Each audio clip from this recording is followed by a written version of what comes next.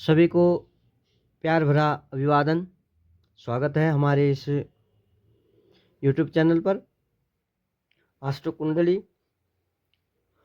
तो आज हम चर्चा कर रहे हैं 27 नक्षत्र जो होते हैं उनके स्वामी कौन कौन से ग्रह हैं, किन किन नक्षत्रों के स्वामी कौन ग्रह हैं, इसके बारे में हम चर्चा कर रहे हैं। आइए शुरुआत करते हैं। यहाँ पे हमने लिखा है कर्म संख्या, और यहाँ पे भी कर्म संख्या लिखा है, यहाँ पे भी कर्म संख्या लिखा है। अब इसका आसान तरीका है समझने का। यहाँ नक्षत्र लिखा गया है, यहाँ भी नक्षत्र लिखा गया है, यहाँ भी नक्षत्र, और प्राप्त संख्या, राशि, स्वामी, नक्षत्र के स्वामी यहाँ पे कौन सा ग्रह है यह लिखा गया है। तो अब इसके बारे में जो है समझ लें। नक्षत्र 27 है, ग्रह 9 है। तो यहाँ पे जो है पहले नक्षत्र से लेकर 9 तक यहाँ लिखा गया है। 10 से लेकर कर्म संख्या के आधार पे 18 तक यहाँ, और 19 से लेकर 27 तक यहाँ। जो 3 नक्षत्र आते हैं उनके आगे जो ग्रह लिखा है वही उनका स्वामी है। 1 नंबर का अश्विनी नक्षत्र, 10 नंबर का मघा नक्षत्र और 19 नंबर का मूल नक्षत्र। 3 नक्षत्र जो आए, प्राप्त संख्या 1 है। अब प्राप्त संख्या क्या है इसके बारे में अभी चर्चा करेंगे। तो इनके स्वामी जो है केतु हैं। दूसरे नंबर में भरणी नक्षत्र है, और 11वां पूर्वा फाल्गुनी नक्षत्र है, 20वां पूर्वाषाढ़ा नक्षत्र है। प्राप्त संख्या 2 है, और इनके तीनों के भरणी, पूर्वा फाल्गुनी, पूर्वाषाढ़ा, तीनों नक्षत्रों के स्वामी जो है शुक्र है। उसके बाद कृतिका, तीसरी नक्षत्र कृतिका नक्षत्र है। 12वां नक्षत्र उत्तरा फाल्गुनी नक्षत्र, 21वां नक्षत्र उत्तराषाढ़ा नक्षत्र, और प्राप्त संख्या जो है 3 है। इनके स्वामी जो है सूर्यदेव हैं, आदित्य हैं। उसके बाद हम चर्चा करते हैं चौथे नंबर के रोहिणी नक्षत्र, 13वां नंबर का हस्त नक्षत्र और 22वां नंबर का श्रवण नक्षत्र। रोहिणी, हस्त, श्रवण ये 3 नक्षत्र जो है प्राप्त संख्या इनकी 4 हुई, और इनका स्वामी कौन है? चंद्रदेव है। उसके बाद चर्चा करते हैं 5वां मृगशिरा नक्षत्र, 14वां चित्रा नक्षत्र और 23वां धनिष्ठा नक्षत्र। इनकी प्राप्त संख्या जो है 5 हुए, और इनके स्वामी कौन है? भौम है, यानी कि मंगल है। तो उसके बाद चर्चा करते हैं हम 6वां नंबर जो है, 6ठा नक्षत्र आद्रा, 15वां स्वाति और 24वां शतभिषा नक्षत्र है। और इनके प्राप्त संख्या जो है यहाँ 6 आया है, और इनकी राशि, इनके स्वामी कौन है? राहु है। उसके बाद हम चर्चा करते हैं राहु के बाद 7वां नक्षत्र जो है पुनर्वसु है, 16वां विशाखा है, 25वां पूर्व भाद्रपद नक्षत्र है। इनका प्राप्त संख्या जो है 7 है। तो इनके स्वामी कौन है? यहाँ पे जी लिखा है, जी का मतलब है बृहस्पति, देवगुरु बृहस्पति है। तो इन 3 नक्षत्रों के स्वामी पुनर्वसु, विशाखा, पूर्व भाद्रपद नक्षत्र के स्वामी जो है देवगुरु बृहस्पति हैं। उसके बाद जो है 8वां मुख्य नक्षत्र है, तिथि भी कहा जाता है कभी कहीं कहीं इसको, और 17वां अनुराधा नक्षत्र है, और 26वां उत्तरा भाद्रपद नक्षत्र है। तो इनकी प्राप्त संख्या 8 है। तो इनके स्वामी जो है शनिदेव है।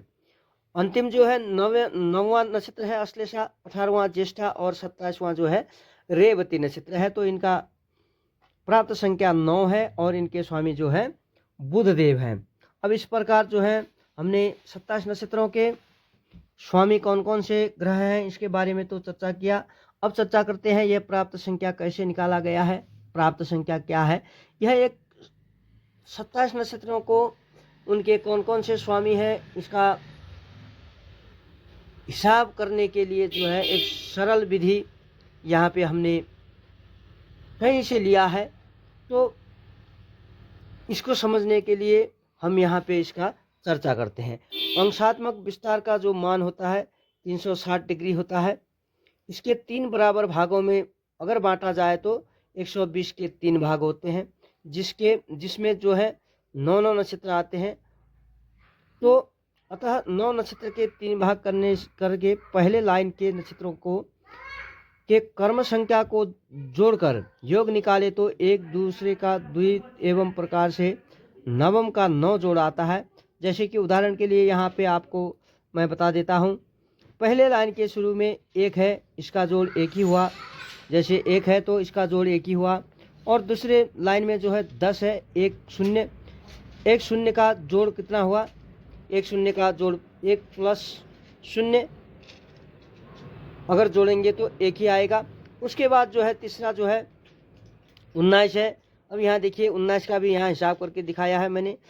19 अंतिम लाइन में जो है 19 है, अतः 1 प्लस 9 बराबर 10 हुआ, और 10 का 1 प्लस 0 जो किया उसका भी 0 ही आया, तो इसका मान कितना आया, 1 ही हुआ।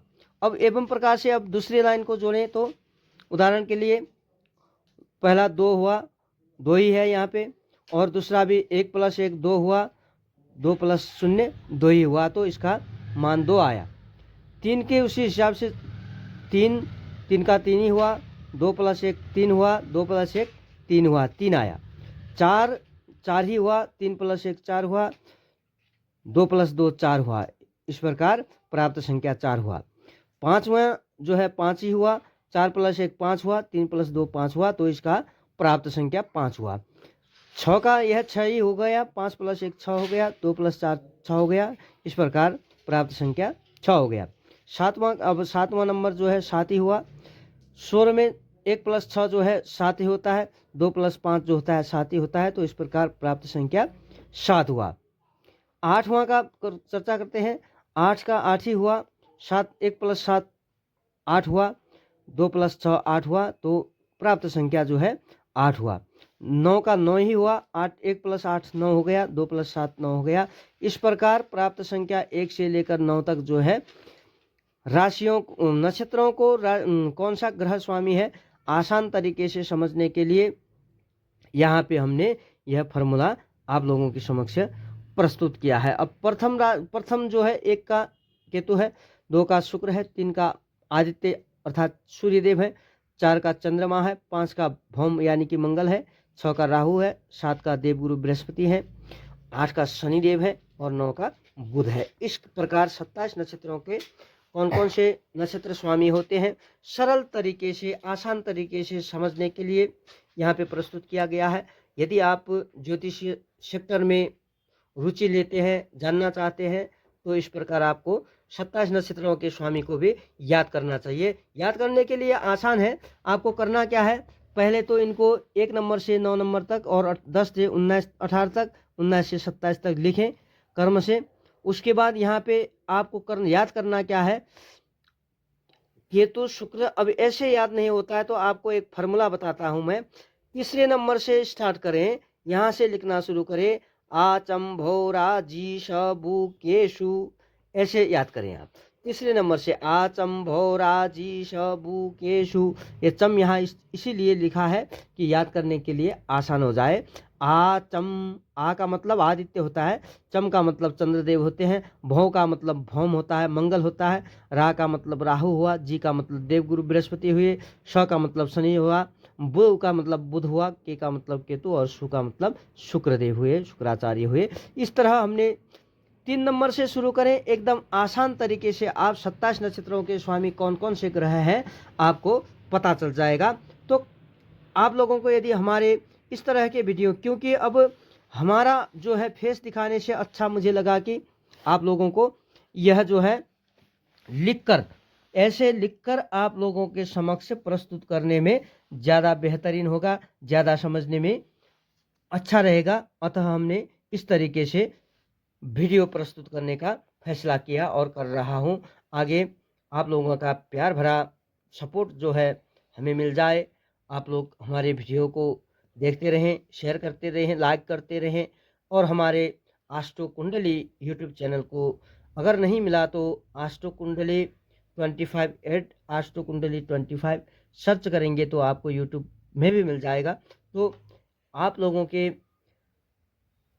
हमें सहयोग की सख्त ज़रूरत है। आप लोग हमारे इस वीडियो को लाइक शेयर ज़रूर करें और वीडियो देखें, अंत तक देखें, साथ में हमारे इस चैनल को सब्सक्राइब भी ज़रूर करें। अभी के लिए इतना ही, अगले वीडियो में फिर और बहुत कुछ लेके आएंगे। कर्मशः हम जा रहे हैं, इससे आगे भी जाएंगे। यदि आप लोग ज्योतिषीय विषय पर ज्ञान हासिल करना चाहते हैं तो हमारे वीडियोज़ को, हर वीडियोज़ को ये कोई पूजा पाठ की वीडियो होगी, क्योंकि अब जो है नवग्रहों को शांत करने के लिए भगवान भोलेनाथ की पूजा भी करनी चाहिए, ग्रह शांति भी करना चाहिए। अगर ऐसा नहीं करेंगे तो उसका क्या है, जानने से कुछ नहीं होगा। अगर जानने से कुछ होता, उदाहरण के लिए मैं आपको बताता हूँ, यदि यहाँ से जो है रास्ता है, उदाहरण के लिए यह रास्ता है, यहाँ पे पहुँचने का रास्ता है। अब पता है हमें यहाँ से सीधे जाकर यहाँ तक पहुँचे और आना है हमें यहाँ पे 9 नंबर पर, तो रास्ता किधर से हुआ, यहाँ से सीधे आया, यहाँ से राइट टर्न लिया तो यहाँ आएगा। रास्ता पता है, लेकिन हम यहाँ बैठे रहेंगे तो यहाँ नहीं पहुँच पाएंगे। रास्ता पता होने से कुछ नहीं होगा। नक्षत्रों के बारे में, राशियों के बारे में, ग्रहों के बारे में जानने से कुछ नहीं होगा। उसको उसके उपाय भी करने पड़ते हैं। अतः इसके उपाय जब तक नहीं करेंगे, यहाँ से जब तक हम चलेंगे नहीं, तो यहाँ हमारा गंतव्य जहाँ है 9 तक हम पहुँच नहीं पाएंगे। अतः जानने से कुछ नहीं होता, उसके मुताबिक कार्य भी करना होता है। इसलिए कभी कभी हम ग्रह शांति जो है ये वीडियो भी डालते हैं। उससे भी क्या होता है, यदि आप उसको देखेंगे भी तो आपका जो है ग्रहों में कुछ फर्क तो अवश्य पड़ेगा। नेगेटिव ग्रह जो हैं उनको पॉजिटिव करने में कुछ परसेंट आपको भी सहायता जरूर मिलेगी। तो मित्रों, अभी के लिए प्यार भरा अभिवादन। फिर मिलेंगे अगले वीडियो में। जय जय श्री राधे श्याम, हर हर महादेव, ओम नमः शिवाय।